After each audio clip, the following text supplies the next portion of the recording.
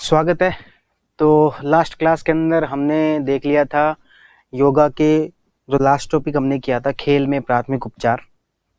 इससे पहले हम खेल की नीतियां कर चुके हैं, राजस्थान राज्य खेल क्रीड़ा परिषद है उसके बारे में देख चुके हैं, अवार्ड्स के बारे में देख चुके हैं और खेलों में प्राथमिक उपचार जो वो हम पढ़ चुके हैं। तो इस तरीके से जो हमारे सिलेबस के अंदर 7 टॉपिक लिखे हुए हैं उसमें से 4 टॉपिक जो हम कवर कर चुके हैं। आज हम नया टॉपिक शुरू करेंगे योग, और उससे अगला जो टॉपिक होगा हमारा अवार्ड्स के बारे में, नेशनल अवार्ड्स के बारे में, स्पोर्ट्स जो अवार्ड हैं, खेल जो पुरस्कार है उसके बारे में। ठीक है, तो जल्दी जल्दी जो लास्ट क्लास में पढ़ा था उसको रिवाइज कर लेते हैं।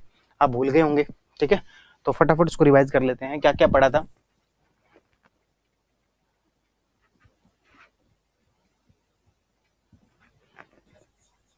खेलों में प्राथमिक उपचार। अब देखो, इसको रिवाइज करना है तो अपन इसको पीछे से शुरू करते हैं, क्योंकि आगे से कई कई बार रिवाइज कर चुके होते हैं। तो ये आप चीज जो है वो जब आप आरएस की तैयारी कर रहे हो उस दौरान भी ध्यान रखना। बहुत बार क्या होता है कि हम किसी सब्जेक्ट को शुरू से तो शुरू करते हैं ना, तब तो बहुत अच्छे से उसको तैयार करते हैं, लेकिन बीच तक आते आते या फिर बिल्कुल लास्ट तक आते आते तो हमें सिलेबस जो सब्जेक्ट है वो अच्छे से याद नहीं होता है। इसलिए कोई भी सब्जेक्ट का आप रिवीजन करो, कोई भी सब्जेक्ट को पढ़ो, तो जब कभी एक बार शुरू से शुरू करके रिवीजन करना शुरू कर दिया, कभी बीच में से कर दिया, कभी लास्ट से शुरू कर दिया, इस प्रकार से रिवीजन किया करो। अदरवाइज क्या होगा, पहले वाले टॉपिक तो आपको बहुत अच्छे से आते हैं, लास्ट वाले टॉपिक के अंदर जो है वो आपको याद नहीं है। तो ऐसा नहीं करना, कभी तो टॉपिक को बीच में से शुरू कर दो, कभी लास्ट से शुरू कर दो, कभी शुरू से शुरू कर दो, ऐसा आपको बदलता रहना चाहिए चीजों को। ठीक है, तो खेलों में प्राथमिक उपचार बिल्कुल लास्ट के अंदर हमने पढ़ा था नक्सीर के बारे में, ठीक है, नोज लीड के बारे में। ठीक है भाई, नक्सीर के समय में क्या प्राथमिक उपचार किया जाए, तो आपको कहा था कि सबसे पहले पैरों को गर्म पानी के अंदर डुबो के रखा जाए, उससे ब्लड सर्कुलेशन जो वो इम्प्रूव होगा।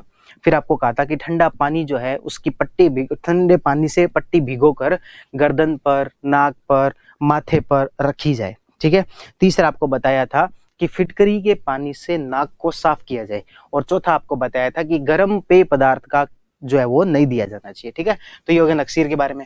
फिर आपको बताया था जल में डूबना। यदि व्यक्ति जल में डूब गया है या जल में डूब रहा है तो उसको बचाने के लिए उसके प्राथमिक उपचार के रूप में क्या किया जा सकता है। तो इसमें भी हमने कई सारी बातें पढ़ी थी, जैसे कि क्या क्या पढ़ा था। सबसे पहले तो स्वयं का ध्यान रखना चाहिए। भाई, आपको तैरना आता है कि नहीं आता है, आपको स्वयं का उसको बचाते समय में ध्यान रखना चाहिए। ठीक है, जैसे कि कोई भारी व्यक्ति है तो ये कई सारी कंडीशन आपको बताई थी। ठीक है, फिर दूसरा, कभी जब व्यक्ति को आप निकाल रहे हो तो या तो बाल पकड़कर या कपड़े खींचकर जो इस प्रकार से निकाला जाना चाहिए। एक बार बाहर ले आए तो सबसे पहले जो मिट्टी वगैरह कोई लग गई है नाक पे, कान पे, ठीक है, तो इनको साफ किया जाए ताकि श्वास लेने के अंदर, ब्रीदिंग सिस्टम के अंदर कोई भी प्रॉब्लम जो वो नहीं आए। फिर क्या होता है, फेफड़ों के अंदर पानी भर जाता है तो पीठ के बल लिटाकर पीठ को जोर जोर से दबाया जाना चाहिए ताकि जितना भी पानी है वो सारा का सारा बाहर निकल जाए। फिर हमने कहा था कि ब्रीदिंग सिस्टम पर ध्यान दिया जाना चाहिए। यदि ब्रीदिंग सिस्टम के अंदर कोई प्रॉब्लम आ रही है तो कृत्रिम श्वसन जो वो दिया जाता है, आर्टिफिशियल ब्रीदिंग जो वो दी जाती है। आर्टिफिशियल ब्रीदिंग के लिए फिर हमने कुछ 4 विधियां पढ़ी थी। एक हमने पढ़ा था शेफर विधि के बारे में, एक हमने पढ़ा था मुख से मुख विधि के बारे में, एक हमने पढ़ा था सिल्वेस्टर विधि के बारे में, और एक हमने पढ़ा था होलगर निल्सन विधि के बारे में। इन 4 विधियों के बारे में हमने पढ़ा था। ठीक है, और उसके अंदर क्या पढ़ा था, तो जल के अंदर डूबना के अंदर हमने ये सब चीजें पढ़ी थी। और फिर लास्ट हमारा पॉइंट था कि गर्म पेय पदार्थ, कॉफी, चाय, कॉफी, ये सब जो उसको दी जा सकती है। ठीक है, और एक आपको घर से लिख के लाने के लिए या फिर होमवर्क के रूप में हीट एग्जॉशन जो है वो बताया था कि लू लगना है ना, इन सब के अंदर क्या किया जाना चाहिए। तो ठंडी जगह पर लेके जाया जाना चाहिए, और एक वो क्या होती है कैरी की छाछ, वो पिलानी चाहिए। ठीक है, उससे जो शरीर को जो ठंडक मिले वो सब करना चाहिए। आराम प्रदान जो वो किया जाना चाहिए। हवा जो है वो शरीर को लगे आसानी से, ऐसी व्यवस्था करनी चाहिए। यदि व्यक्ति ने टाइट बेल्ट वगैरह पहन रखे हैं, टाइट कपड़े पहन रखे हैं, तो वो जो है वो निकाल दिए जाने चाहिए। ठीक है, तो ये सब चीजें जो की जानी चाहिए। आप खुद से इसका आंसर जो बना सकते हो। इसके अलावा आपको ये भी कहा था कि इस टॉपिक से और भी कई जनरल क्वेश्चन हो सकते हैं। फॉर एग्जाम्पल कि 2 नंबर में क्वेश्चन पूछ लिया जाए कि फर्स्ट एड किट के अंदर क्या क्या होता है। अब हर एक चीज कई बार नहीं भी करवाई जाए ना, तो आपको अपने जनरल नॉलेज का यूज करते हुए वो आंसर बनाना चाहिए। ऐसा नहीं होना चाहिए कि क्वेश्चन पढ़ते ही आपको लगेगा अरे ये तो क्या पूछ लिया, ये तो अपने को आता ही नहीं है। ऐसा कभी भी नहीं सोचना चाहिए। जो आपने जितना पढ़ा है उसके हिसाब से चीजों को मॉडिफाई करते हुए अपना नॉलेज जो है वो थोड़ा बहुत लगाकर आंसर बना सकते हो, है ना। जैसे हमने ये बात क्वेश्चन की बात की कि फर्स्ट एड किट के अंदर क्या क्या होना चाहिए, तो आप खुद से सोच सकते हो कि फर्स्ट एड किट के अंदर क्या क्या होगा। बैंडेज होगी, फिर आपके पट्टी जो है वो होनी चाहिए, डिटोल जो है वो होनी चाहिए, छोटे मोटे और उपकरण जो होते हैं कैंची वगैरह होते हैं वो होनी चाहिए, ठीक है। एक दो दवाइयां जो है वो होनी चाहिए, ठीक है। ये सब चीजें उसके अंदर होनी चाहिए, ठीक। तो एक फर्स्ट एड किट के अंदर क्या क्या होना चाहिए, तो ये चीज होगी। या फिर आपसे पूछ लिया जाए कि अच्छे प्राथमिक चिकित्सक के क्या गुण होने चाहिए, ये भी आप लिख सकते हो। अच्छे प्राथमिक चिकित्सक के क्या गुण होने चाहिए, भाई उसको जानकारी होनी चाहिए सब प्रकार की इंजरी के बारे में, सब प्रकार की चोट है, प्राथमिक ये जो जल में डूबना हो गया, नक्सीर हो गया, हीट एग्जॉशन हो गया, इसके बारे में जानकारी होनी चाहिए सबसे पहली बात तो। दूसरा उसके अंदर डिसीजन मेकिंग पावर जो है वो होनी चाहिए, भी कब तो उसको हॉस्पिटल लेके जाना है, कब जो है सीमित संसाधनों का यूज कैसे करना है, ठीक है। तो मैक्सिमम यूटिलाइजेशन जो है वो चीजों का कैसे करना है, ये सब जो गुण है उसके अंदर होने चाहिए। भावनात्मक संवेदनशीलता जो उसके अंदर, भावनात्मक जो गुण है वो उसके अंदर होने चाहिए, और संवेदनशीलता जो है वो होना चाहिए, ताकि वो पीड़ित है उसकी गंभीरता को, उसकी चोट को वो समझ सके, ठीक है। तो ऐसी देखो अभी जनरल ऐसी बातें की हमने, ये जनरल आपका आंसर है। तो कहने का अर्थ हुआ कि ऐसे नए प्रकार के क्वेश्चन जो है वो भी पूछे जा सकते हैं, उसके लिए भी आपको तैयार रहना चाहिए मेंटली कि नया क्वेश्चन यदि आ जाता है तो उसको कैसे हैंडल किया जाए, ठीक है। जल में डूबना से पहले हमने 3 प्रकार की इंजरी के बारे में पढ़ा था। सबसे पहला स्किन इंजरी के बारे में पढ़ा था, फिर हमने सॉफ्ट टिश्यू इंजरी के बारे में पढ़ा था, और फिर हमने हार्ड टिश्यू इंजरी के बारे में पढ़ा था। हम तो जो लास्ट क्लास में पढ़ा एक बार उसको ही पहले रिवाइज कर लेते हैं, बाकी तो मुझे पूरी उम्मीद है कि आप घर पर रिवाइज कर ही रहे होंगे, ठीक है। तो हार्ड टिश्यू इंजरी के अंदर हमने कहा था कि एक तो होता है हड्डी का टूटना, और एक हड्डी का होता है विस्थापन, डिसलोकेट होना। हड्डी का जो टूटना है वो फिर हमने कई सारे प्रकार पढ़े थे। सबसे पहला पढ़ा था साधारण अस्थिभंग, सिंपल बोन फ्रैक्चर। उसके अंदर हड्डी टूट जाती है लेकिन त्वचा पर घाव दिखाई नहीं देता है। दूसरा हमने पढ़ा था विवर्त अस्थिभंग, जिसके अंदर हड्डी टूट जाती है और त्वचा पर घाव भी जो वो दिखाई देता है। उसके बाद हमने पढ़ा था जटिल अस्थिभंग, जिसके अंदर हड्डी टूटने के बाद इंटरनल ऑर्गन्स को नुकसान पहुंचाती है, आंतरिक अंगों को नुकसान पहुंचाती है। फिर हमने पढ़ा था बहुखंड अस्थिभंग, मल्टीपल बोन फ्रैक्चर। उसके अंदर देखा था हड्डियां जो है वो 2 या 2 से अधिक टुकड़ों के अंदर जब टूट जाती है तो उसको हम क्या कह देते हैं, बहुखंड अस्थिभंग। और हमने ये भी देखा था कि ये जो है वो बाइक रेसिंग, कार रेसिंग, इन सब गेम के अंदर ज्यादा होता है, ठीक है। एक हमने देखा था ग्रीन स्टिक फ्रैक्चर, कि ये सामान्यतः बच्चों में होता है और इसमें हड्डी टूटती नहीं है बल्कि मुड़ जाती है, क्योंकि उनकी हड्डियां जो है वो मुलायम और फ्लेक्सिबल होती है, लचीली होती है, ठीक है। एक हमने पढ़ा था इंपैक्ट बोन फ्रैक्चर, आघात अस्थिभंग। जब बहुत तेजी के साथ एक्सीडेंट होता है तब हड्डियां टूटकर एक दूसरे में फंस जाती है, तो उसको क्या कहते हैं, आघात अस्थिभंग। फिर हमने पढ़ा था विस्थापन के बारे में, हड्डियां जब अपने मूल स्थान से हट जाती है, हड्डियां टूटती नहीं है बल्कि जो उनके जॉइंट होते हैं उसमें से निकल जाती है और अपने मूल स्थान में से हट जाती है, तो उसको क्या कह देते हैं, जॉइंट इंजरी भी कह देते हैं, या फिर हड्डी का विस्थापन भी कह देते हैं। ये सामान्यतः कंधे की हड्डी के साथ होता है, कोहनी की हड्डी के साथ होता है, जबड़े की हड्डी के साथ होता है। ये सब एग्जाम्पल भी हमने देखे थे। फिर प्राथमिक उपचार के अंदर तो दोनों का मिश्रण हमने लिया था। यदि घाव खुला है तो पहले साफ करेंगे, नमक के घोल से वो सब चीजें करेंगे, फिर दवाई लगाकर पट्टी बांधेंगे। फिर हमने कहा था कि भी उसको टाइटली रैप कर देंगे, कसकर जो है वो बांध देंगे ताकि हड्डी जो है वो मूवमेंट नहीं करे, स्थिर रहे, ठीक है। आइस का यूज किया जाता है ताकि रिलीफ मिले पेन से, स्वेलिंग से, ब्लड कंट्रोल यदि वो रहता है, तो ये सब चीजें इसके अंदर हमने कहा था। और इसके अंदर तुरंत चिकित्सक की सलाह ली जानी चाहिए। और हमने ये भी कहा था कि पॉइंट को बहुत ज्यादा ऊपर नीचे नहीं करना, थोड़ा बहुत 1-2 पॉइंट इधर उधर चल सकता है, लेकिन ऐसा नहीं है कि पहले तुरंत चिकित्सक के पास लेके जा रहे हो उसके बाद पट्टी कर रहे हो, ठीक है। तो ये भी आपको ध्यान रखना बताया था। इससे पहले हमने पढ़ा था सॉफ्ट टिश्यू इंजरी के बारे में। सॉफ्ट टिश्यू इंजरी 3 प्रकार की होती है, कंट्यूशन यानी कि नील पड़ना, ब्रूज यानी आपके कंट्यूशन को ब्रूज भी कह देते हैं, स्प्रेन और फिर स्ट्रेन। और इसकी प्राथमिक उपचार के बारे में हमने प्राइस टेक्निक पढ़ी थी। पी प्रोटेक्शन यानी कि सहारा प्रदान किया जाता है, आर फॉर रेस्ट आराम दिया जाता है, आई फॉर आइस का यूज किया जाता है, सी फॉर कंप्रेशन और ई फॉर एलिवेशन, ठीक है। तो अब ये सारी चीजें हमने पढ़ी थी। फिर स्किन इंजरी के 4 प्रकार पढ़े थे। इससे पहले हमने इसकी डेफिनेशन देखी थी, लक्ष्य देखा था और उद्देश्य जो वो देखे थे, और इसके साथ में आपका ये टॉपिक खत्म हो गया था। आज हम एक नया टॉपिक शुरू कर रहे हैं, योग। आपके सिलेबस के अंदर इसमें जो लिखा हुआ है सिलेबस के अंदर वो इतना लिखा है, योग एक सकारात्मक जीवन पद्धति। ठीक है, सिलेबस में क्या लिखा हुआ है, योग एक सकारात्मक जीवन पद्धति, यानी कि इसके बारे में ज्यादा डिटेल के अंदर कुछ भी चीजें जो वो बताई नहीं गई है कि क्या पूछा है सिलेबस के अंदर, क्या पूछोगे आप भाई, योग के प्रकार पूछोगे या योग की डेफिनेशन पूछोगे या फिर योग के बारे में कुछ फैक्ट है वो पूछोगे, योग के 8 तत्व कौन कौन से होते हैं वो पूछोगे। तो चीजें जो इन्होंने क्लियरली डिफाइन जो है सिलेबस के अंदर नहीं की है। और योग के प्रकार यदि आप पढ़ने लगोगे तो बहुत ज्यादा प्रकार होते हैं, इतने प्रकार होते हैं, आप कौन कौन सा पढ़ोगे। इसलिए हम कुछ जनरल चीजों को, कुछ स्पेसिफिक चीजों को ध्यान में रखते हुए कम से कम कंटेंट के साथ में आपको ज्यादा से ज्यादा सिलेबस के अंदर आ जाए वो सब चीजें जब वो पढ़ा देंगे। ठीक है, तो सबसे पहले हम योग की डेफिनेशन वगैरह के बारे में देखेंगे, फिर हम जो है योग जो अंतर्राष्ट्रीय मान्यता जो इसको मिली है उसके अंदर भारत का योगदान, और फिर इन दिनों में किस प्रकार से योग दिवस जो मनाया जा रहा है उसके बारे में पढ़ेंगे। फिर जो है हम पढ़ेंगे योग का महत्व क्या है। फिर हम देखेंगे कि योग के अंदर पतंजलि ने 8 प्रकार बताए, अष्टांगिक योग का उल्लेख किया है, उसके बारे में पढ़ेंगे। और फिर हम अलग अलग योग के बारे में बात करेंगे, जैसे धनुरासन हुआ, चक्रासन हुआ, हलासन हुआ। ठीक है, इनके बारे में थोड़ी बहुत जो बातें करेंगे। ठीक है, शुरू करते हैं। सबसे पहले यदि हम बात करें योग शब्द के बारे में,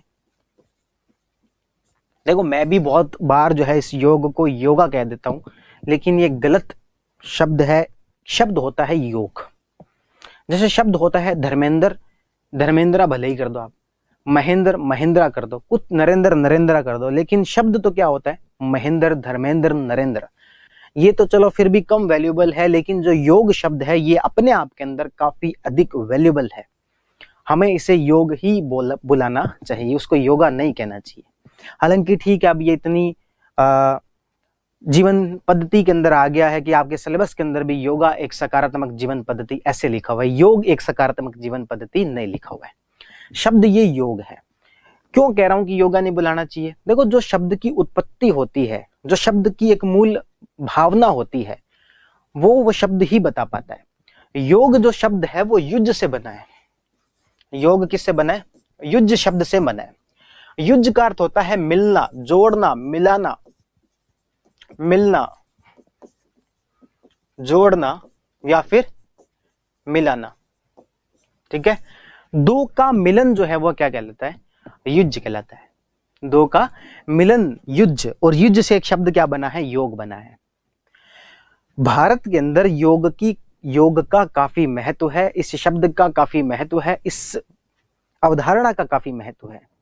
भारत के अंदर योग केवल एक एक्सरसाइज नहीं है, योग केवल एक फिजिकल एक्सरसाइज, शारीरिक व्यायाम मतलब नहीं है कि हम जिम के अंदर जाएंगे और डंबल लगाएंगे और आपकी बॉडी बन जाएगी, या फिर शारीरिक सुंदरता जो है उसके लिए हम यूज कर रहे हैं इसको।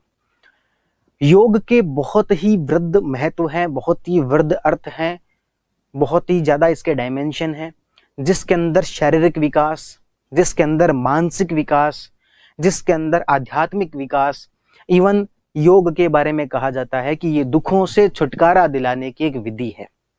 योग का अर्थ भारत के अंदर आध्यात्मिक अधिक है। हमने सामान्यतः इसको मान लिया है कि कोई यदि सांस को बाहर निकाल रहा है, फेंक रहा है, फू फा कर रहा है, कपाल भाती कर रहा है, वो योग है। योग का एक बहुत ही छोटा पार्ट है ये। यदि कोई चक्रासन करके दिखा रहा है वही योग है, योग का बहुत छोटा पार्ट है ये। हम दिन भर में जो करते हैं, हमारी दिन भर की जो क्रियाएं हैं वही योग हैं। आप बैठते हो, आप किस आसन में बैठते हो, ये योग है। योग के अंदर 2 पार्ट होते हैं, यम और नियम। आप अधिक भोजन करते हो तो ये योग के अनुसार गलत है, भोजन जो है वो कम करना चाहिए, ताकि शरीर के अंदर कई सारे ऐसे जो सात्विक गुण हैं उनका विकास हो। कहने का अर्थ ये हुआ कि योग शारीरिक व्यायाम से बहुत अधिक है, उसका अर्थ काफी बड़ा है। शारीरिक, मानसिक, आध्यात्मिक जो विकास है उसको आप पूर्ण रूप से योग जो वो कह सकते हो। योग किससे मिला है, किस शब्द से बना है, युज शब्द से बना है। युज शब्द का अर्थ होता है जोड़ना या मिलाना। अब किसको जोड़ना, किसको मिलाना, तो आत्मा का परमात्मा से मिलन, आत्मा का परमात्मा से मिलन, यानी कि हम जो व्यक्ति है वो आत्मा है, उसका जो एक परम आत्मा है, एक परम तत्व है इस दुनिया का, उसके साथ मिलन यदि हो जाए, उसको योग, वो योग का एक अंतिम उद्देश्य है। योग के हम आने वाले दिनों के अंदर या फिर आने वाली क्लास के अंदर हम पढ़ेंगे, योग के 8 तत्व होते हैं, उसमें से जो आखिरी तत्व है वो है समाधि। आपने सुना होगा कि ये फलाने संत जो हैं वो समाधि को प्राप्त हो गए, उन्होंने समाधि ले ली। समाधि ले ली का अर्थ क्या हुआ कि उनका जो है वो मिलन परमात्मा से हो गया। अब उनको इस शारीरिक शरीर से या फिर इस भौतिक जीवन से उनको कोई लेना देना नहीं है। अब जो है वो उनका परमात्मा के अंदर विलय हो गया, तो वो उनके योग का जो पूर्ति थी वो अब जाके हुई है। तो कहने का अर्थ क्या हो गया, योग किस शब्द से बना है, तो युज शब्द से बना है। इसका अर्थ क्या होता है, तो आत्मा का परमात्मा से मिलन। और योग जो है वो केवल शारीरिक व्यायाम नहीं है, योग का शारीरिक, मानसिक, आध्यात्मिक विकास करना है। योग दुखों से छुटकारा दिलाना है। ठीक है, अब बात आती है कि योग का इतिहास क्या है, भारत के अंदर योग का क्या इतिहास है।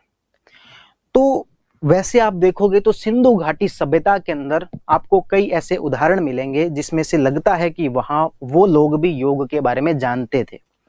आपको एक ऐसी मूर्ति मिलेगी जिसके अंदर एक व्यक्ति ध्यान के अंदर बैठा हुआ है, जिसको कि हम ध्यानी की मूर्ति जो वो कहते हैं। एक संत महात्मा कोई दिख रहे हैं जो कि ध्यान मुद्रा के अंदर बैठे हुए हैं, तब लगता है कि शायद वो योग से परिचित रहे होंगे। इसके अलावा कई और उदाहरण भी सिंधु घाटी सभ्यता के अंदर मिलते हैं। आपको गीता के अंदर भी योग के बारे में चर्चा की गई है। गीता में कहा गया है कि योग 3 प्रकार के योग होते हैं, ज्ञान योग, कर्म योग और भक्ति योग। सुना होगा आपने। ठीक है, भगवान श्री कृष्ण के अनुसार या गीता के अनुसार योग के कितने प्रकार बताए गए हैं, ज्ञान योग, कर्म योग और भक्ति योग, 3 प्रकार के उन्होंने बताए हैं। लेकिन योग का सबसे व्यवस्थित जो हमें ज्ञान है, जिसमें कि बहुत डिटेल के अंदर योग क्या होता है, उसके कितने तत्व होते हैं, क्या उसके लाभ हैं, वो सब चीजें किसने बताई है, तो वो सब चीजें बताई है महर्षि पतंजलि ने। किन्होंने बताई है, महर्षि पतंजलि ने। महर्षि पतंजलि की एक बुक है योग सूत्र। इनकी बुक का क्या नाम है, योग सूत्र। तो महर्षि पतंजलि ने, इसीलिए स्वामी रामदेव को जब योग परंपरा को आगे बढ़ाना था, एक किसी संस्था का निर्माण करना था, तो नाम किसके आधार पर रखा जाए, तो महर्षि पतंजलि के आधार पर पतंजलि योग पीठ जो है वो नाम रखा गया। तो योग के बारे में विस्तृत अध्ययन जो है यदि हमें करना हो तो उसकी नॉलेज का सोर्स क्या हमारे पास, पतंजलि का योग सूत्र जो है वो उसके काफी डिटेल के अंदर उसके अंदर चीजें जो वो बताई गई हैं। ठीक है, तो हमने एक तो योग की परिभाषा पढ़ी या फिर योग का अर्थ पढ़ा कि युज यानी कि 2 का मिलन है, जोड़ना है, आत्मा का परमात्मा से मिलन है, और ये शारीरिक, मानसिक, आध्यात्मिक विकास है, दुखों से छुटकारा दिलाना है। इसके अलावा फिर अब देखो, इतनी जब वृद्ध चीज है ना, तो अलग अलग लोगों ने इसकी अलग अलग व्याख्या की है, अलग अलग लोगों ने योग के बारे में अलग अलग बातें जो है वो कही हैं। जैसे भगवान श्री कृष्ण से पूछा गया, या फिर यूं कहें कि गीता के अंदर जो योग को कहा गया कि योग कर्मशु कौशलम, क्या कहा गया, योग कर्मशु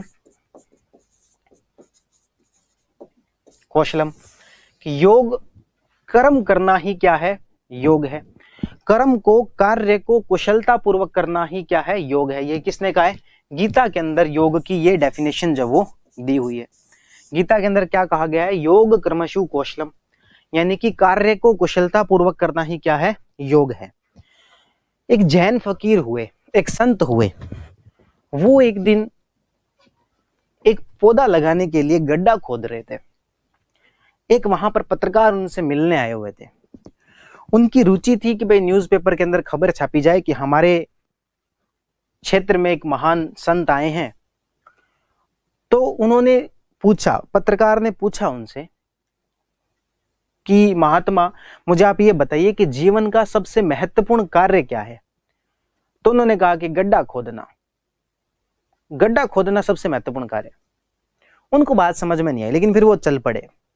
जैसे वो चल रहे थे, पत्रकार भी पीछे पीछे तेज तेज चलते हुए, हांफते हुए उन्होंने पूछा कि जीवन का सबसे महत्वपूर्ण कार्य क्या है। उन्होंने कहा कि चलना, चलना जीवन का सबसे महत्वपूर्ण कार्य। उनको बात थोड़ी सी और अजीब लगी। अभी तो कह रहे थे गड्ढा खोदना है, और अभी कह रहे चलना सबसे महत्वपूर्ण है।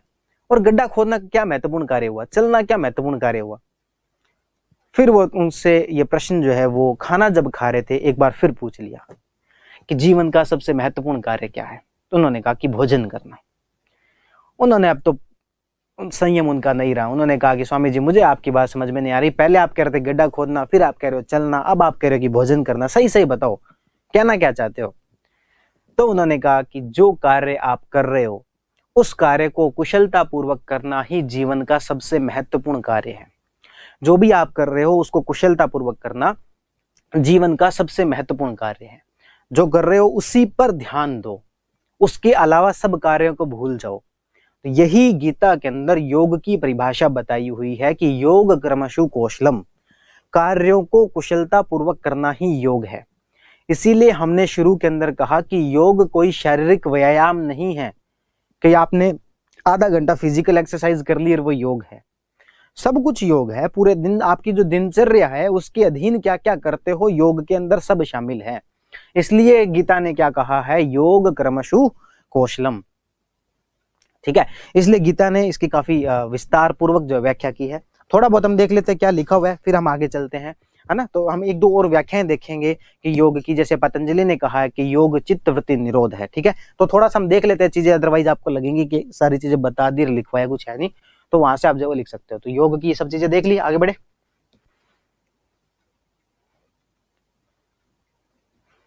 ठीक है, तो योग का अर्थ देखो, अब हमारे जो टाइप राइटिंग है उनको पता नहीं है, योग युज लिखोगे, यूज नहीं लिखोगे। योग का अर्थ क्या है, योग कौन से शब्द से मिलकर बना है, युज शब्द से बना है। योग शब्द की उत्पत्ति मूल शब्द युज से हुई है, जिसका अर्थ होता है जोड़ना या मिलाना। योग स्वस्थ जीवन जीने का एक तरीका है। योग व्यक्ति के शारीरिक, मानसिक, बौद्धिक, आध्यात्मिक पहलुओं का एकीकरण है, उनका मिल जाना है। ठीक है, ये सब चीजें हम देख चुके हैं। और योग हम कह रहे हैं कि स्वस्थ जीवन जीने का तरीका है। देखो दुनिया भर में जितनी भी मेडिसिन की विधाएं हुई हैं, जितने भी स्वस्थ रखने की विधाएं हुई है आधुनिक समय के अंदर, वो सब रोगी होने के बाद ठीक करने पर केंद्रित है। भाई एक तो आप रोगी हो गए हो, अब उसके बाद क्या किया जाए, तो भाई आप दवाई ले लो, आप जो है वैक्सीन लगवा लो, आप जो है वो ऑपरेशन करवा लो। ठीक है, तो जितनी भी विधाएं हैं वो सब रोगी होने के बाद केंद्रित, बाद जो है उस पर फोकस करती हैं। भारत की 2-3 विधाएं हैं जो कि रोग हो नहीं इस पर चर्चा करती हैं। योग उसमें से है, आयुर्वेद का काफी सारा पार्ट इसमें से, आयुर्वेद दोनों के अंदर आता है, योग रोगी होने के बाद भी और उससे पहले भी। और मेडिटेशन, ध्यान जो है, ये तीनों चीजें इसके अंदर आती है कि स्वस्थ जीवन जीने का तरीका है। हम स्वास्थ्य को, हम हेल्थ को इसी तरीके से क्यों देखते हैं कि बीमार नहीं होना हेल्थ है। यदि आपको कोई पूछे कि स्वास्थ्य क्या है या फिर स्वस्थ व्यक्ति कौन है, आपसे ये पूछा जाए कि स्वस्थ व्यक्ति कौन है, तो सामान्यतः लोग ये कहेंगे जो व्यक्ति बीमार नहीं है वो स्वस्थ है। ये स्वास्थ्य की एक नकारात्मक परिभाषा हुई। स्वास्थ्य का अर्थ क्या होता है, स्वास्थ्य को यूं कह सकते हैं कि जो व्यक्ति मन से, बुद्धि से, आध्यात्म से, इन सब से परिपूर्ण है, जो इन सब के, जो ये सब चीजें जिसके संतुलन में है, शरीर ये सब चीजें संतुलन के अंदर है, उसको हम स्वास्थ्य कह सकते हैं। योग उस पर केंद्रित करती है। ठीक है, तो योग स्वस्थ जीवन जीने का एक तरीका है। तो ये हमने बात यहां पर कर ली, आगे बढ़े।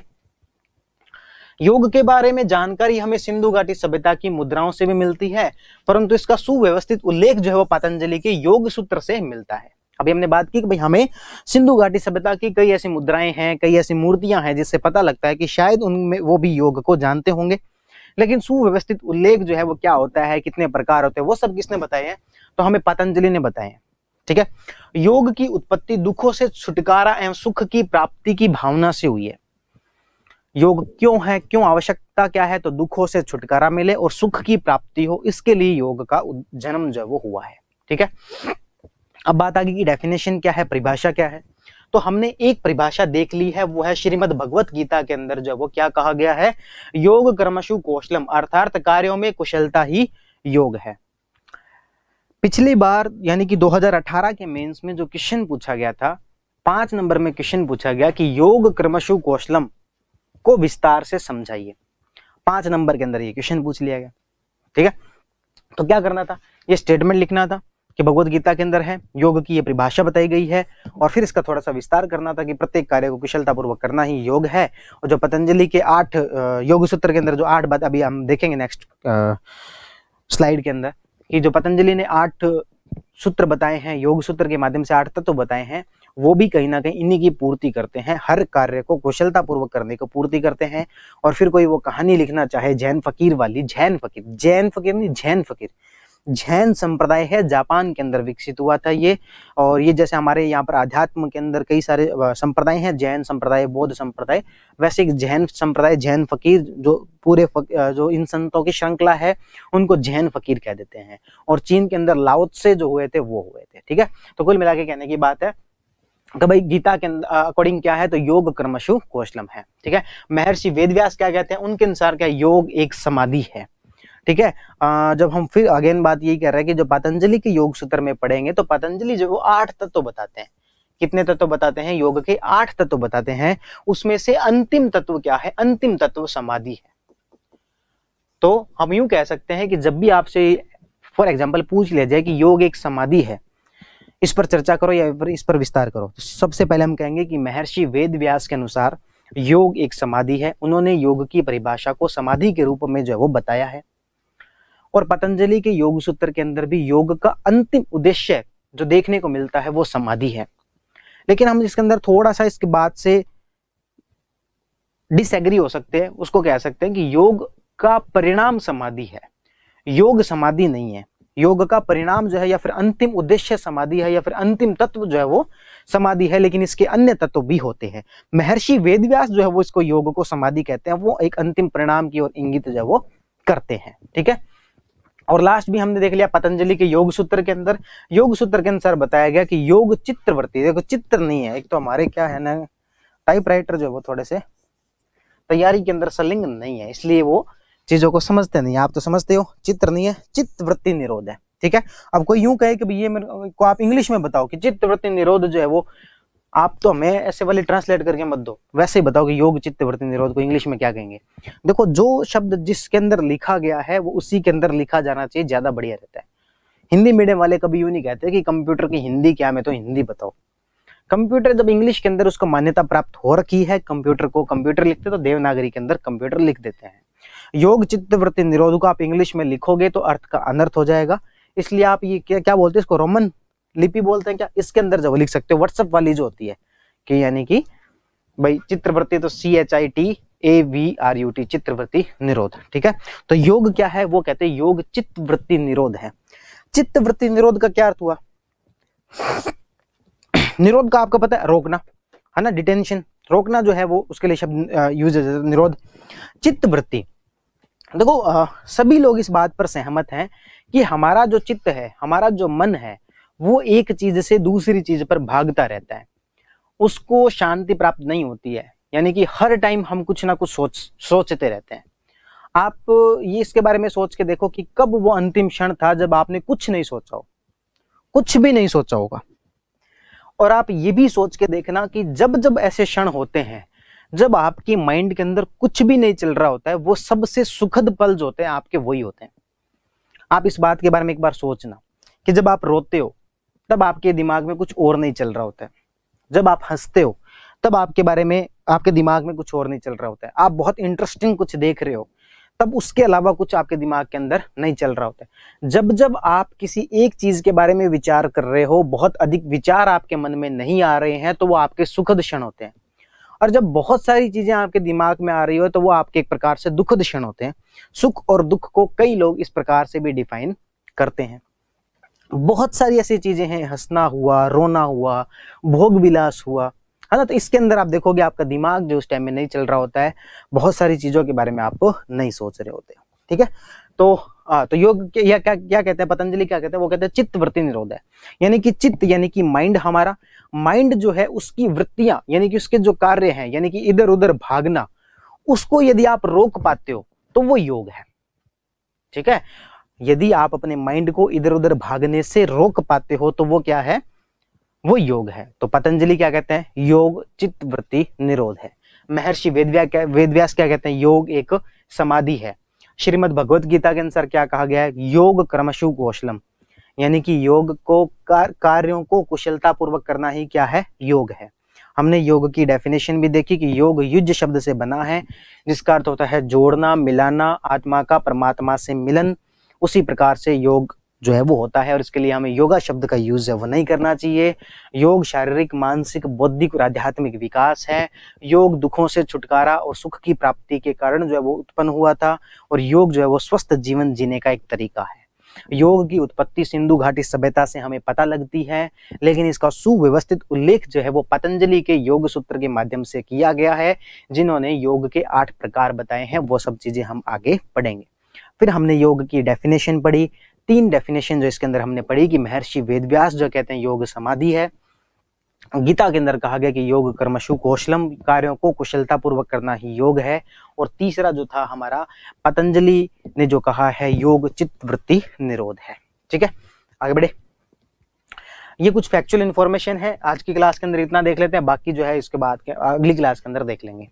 देखो, अब देखो, योग जो है ये भारत के लिए बहुत अच्छी बात है कि इसकी उत्पत्ति भारत से हुई है, और भारत का काफी एक महत्वपूर्ण योगदान है। और उससे भी अच्छी बात है कि इस बार दुनिया ने इस योगदान को स्वीकार किया।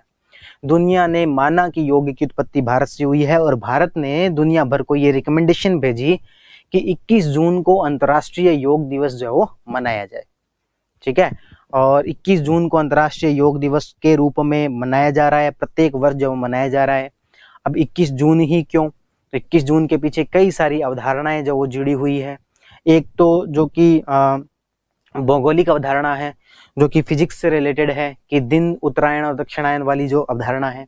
दूसरा एक मिथ या फिर जो माइथोलॉजिकल कहानी भी है कि योग जो है, योग का सबसे प्राचीन जो ज्ञान है वो भगवान शिव के पास था, और भगवान शिव ने अपने कुछ अनुयायियों को पहली बार योग का जो ज्ञान है वो इस दिन दिया था। ठीक है, तो शिव को आपको पता होगा, शिव योगी कहते हैं, या फिर सबसे बड़ा योगी किसको कहते हैं? तो भगवान शिव को कहते हैं। यदि किसी योगी को तपस्या करनी होती है तो किसकी करते हैं? भगवान शिव की करते हैं, है ना। तो ये एक माइथोलॉजी जो वो इससे जुड़ी हुई है। तो 21 जून को अंतर्राष्ट्रीय योग दिवस जो वो मनाया जाता है ना। इसकी घोषणा जो है वो 11 दिसंबर 2014 को की गई थी, और पहला अंतर्राष्ट्रीय योग दिवस जो है वो 21 जून 2015 को मनाया गया था। यूएन ने आपके सबसे पहले कब बताया, कब घोषणा की थी? तो 11 दिसंबर 2014 को इसकी घोषणा की थी कि अंतर्राष्ट्रीय योग दिवस मनाया जाया करेगा, और 21 जून को मनाया जाया करेगा। और इस प्रकार से पहला अंतर्राष्ट्रीय योग दिवस कब मनाया गया? तो 21 जून 2015 को पहला अंतर्राष्ट्रीय योग दिवस जो वो मनाया गया। ठीक है, 21 जून 2015 को। ठीक है, 2018 को जो 4th योग दिवस है उसकी थीम क्या थी? Yoga for piece. देखो, जो अंतर्राष्ट्रीय योग दिवस मनाए जाते हैं, अब आपको रेगुलर आपको अपडेट भी रहना पड़ेगा। इसके अंदर 2 चीजें याद रख लिया करो, 3 चीजें। एक तो कौन सा योग दिवस है, उसकी आप वैसे कैलकुलेशन भी कर सकते हो, याद रखना चाहो तो याद भी रख सकते हो। 2015 में पहला था, 16 में दूसरा, 17 में तीसरा, 18 में चौथा, 19 में 5वां, 20 में छठा, 21 में होगा तो कौन सा होगा? 7वां अंतर्राष्ट्रीय योग दिवस होगा। ठीक है, कैलकुलेशन भी कर सकते हो, याद भी रख सकते हो। ठीक है, तो 2018 में जो अंतर्राष्ट्रीय योग दिवस मनाया गया उसकी थीम थी योगा फॉर पीस, शांति के लिए योगा। क्या थी? Yoga for piece. ठीक है, 2019 में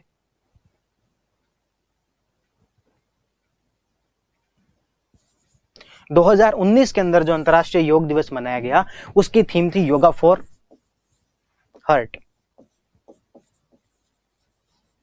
ठीक है, क्या थी? Yoga for heart. ठीक है, 2020 के अंदर जो अंतर्राष्ट्रीय योग दिवस मनाया गया उसकी थी योगा फॉर हेल्थ। ठीक है, 2018 में क्या थी? Yoga for piece. 2019 में क्या थी? Yoga for heart. और 2020 के अंदर क्या थी? Yoga for health. ठीक है, ये योगा फॉर हेल्थ वाला जो है लद्दाख के अंदर होना था पहले। कहां पर होना था? लद्दाख के अंदर होना था 2020 के अंदर। लेकिन आप सबको पता ही होगा 2020 21 जून उस समय में कोरोना का भयंकर जो काल चल रहा था, सबसे ज्यादा जो डर लग रहा था उस समय में कोरोना से लग रहा था। इसलिए जो कि लद्दाख के अंदर एक बड़ा प्रोग्राम होने वाला था उसको स्थगित कर दिया गया, और इसकी थीम भी एक प्रकार से चेंज कर दी गई। और क्या रखी गई? योगा फॉर होम या फिर योगा फ्रॉम होम। ठीक है, घर से ही जो है योगा मनाया गया, घर से योग जब वो मनाया गया। तो लद्दाख की बजाय प्रोग्राम कहां से हुआ? तो घर से ऑनलाइन तरीके से योगा फॉर होम करके इसकी थीम रखी गई। वैसे इसकी थीम क्या थी? Yoga for health. 2019 में क्या थी, योगा फॉर हार्ट, या फिर इसकी एक और थीम थी क्लाइमेट एक्शन। क्या थी 2019 के अंदर, दो थीम कह सकते हैं, क्लाइमेट एक्शन याद रह जाएगी। 2018 में क्या थी, योगा फॉर पीस। 2019 में क्या थी, योगा फॉर हार्ट और क्लाइमेट एक्शन। और 2020 के अंदर कहाँ मनाया जाना था, लद्दाख के अंदर मनाया जाना था, लेकिन कहाँ मनाया गया, घरों से मनाया गया, योगा फॉर होम या फिर योगा फॉर आपके हेल्थ, योगा फॉर हेल्थ इसकी जो वो थीम थी। ठीक है, अब आपको ये ध्यान रखना है कि 2021 के अंदर होगा तो कहाँ पर मनाया जाएगा। वैसे क्लास के अंदर आपको अपडेट जो वो करवा दिया जाएगा, और कहाँ पर मनाया जाएगा और इसकी थीम क्या है, ये दो चीजें आपको याद रखनी है। ठीक है, तो आज की क्लास के लिए एक बार इतना काफी है, और नेक्स्ट क्लास के थ्रू हम देखेंगे कि योग के कितने तत्व होते हैं, 8 तत्वों के बारे में जानकारी प्राप्त करेंगे, और कौन कौन से होते हैं वो तत्व, डिटेल के अंदर उन सब चीज़ों को देखेंगे, और उसके बाद कुछ सारे योगों के बारे में चर्चा करेंगे, चक्रासन, हलासन, धनुरासन, है ना, इनके बारे में भी चर्चा करेंगे। आज की क्लास को यदि समराइज कर देते हैं तो योग युद्ध शब्द से बना है, जोड़ना, मिलाना, आत्मा का परमात्मा से मिलन, स्वस्थ जीवन जीने का तरीका है, शारीरिक, बौद्धिक, आध्यात्मिक विकास के लिए इसको मनाया गया है, दुखों से छुटकारा, सुख प्राप्ति की लालसा के कारण मनाया गया है। ठीक है, सिंधु घाटी सभ्यता से इसकी उत्पत्ति मिलती है, लेकिन इसका व्यवस्थित उल्लेख जो है वो किसने बताया था, पतंजलि ने बताया था। पतंजलि के योग सूत्र से हमें मिलता है। फिर इसकी कई सारी डेफिनेशन देखी। सबसे पहला महर्षि वेदव्यास की डेफिनेशन, महर्षि वेदव्यास ने कहा कि योग जो है वो एक समाधि है। ठीक है, फिर आपके भगवान श्री कृष्ण ने भगवत गीता के अंदर क्या कहा है, योग क्रमशु कौशलम, कि कार्यों को कुशलता पूर्वक करना ही क्या है, योग है। फिर हमने महर्षि पतंजलि की जो भाषा थी, परिभाषा थी, वो देखी। उसने कहा कि योग चित्त वृत्ति निरोध है, यानी कि अपने जो चित्त की वृत्ति है जो कि लगातार इधर उधर घूमना जो वो पसंद करता है, उसको रोकना ही योग है। ठीक है, और फिर हमने देखा कि 11 दिसंबर 2014 को पहली बार घोषणा की गई कि योग दिवस, अंतर्राष्ट्रीय योग दिवस मनाया जाएगा, और 21 जून 2015 को पहला योग दिवस जो है वो मनाया गया। और अभी 2020 के अंदर छठा योग दिवस था। 18 की थीम थी योगा फॉर पीस, 19 की थी क्लाइमेट एक्शन या फिर योगा फॉर हार्ट, और 2020 की थी योगा फॉर हेल्थ और योगा फॉर होम, घर से जो मनाया गया, जो कि कहाँ मनाया जाना था, लद्दाख के अंदर मनाया जाना था। ठीक है, आज की क्लास के इतना काफी है। नेक्स्ट क्लास के अंदर रिवीजन से शुरू नहीं करेंगे, या फिर 2 मिनट के अंदर रिवीजन कर लेंगे और कुछ नया शुरू करेंगे। ठीक है, बहुत बहुत धन्यवाद।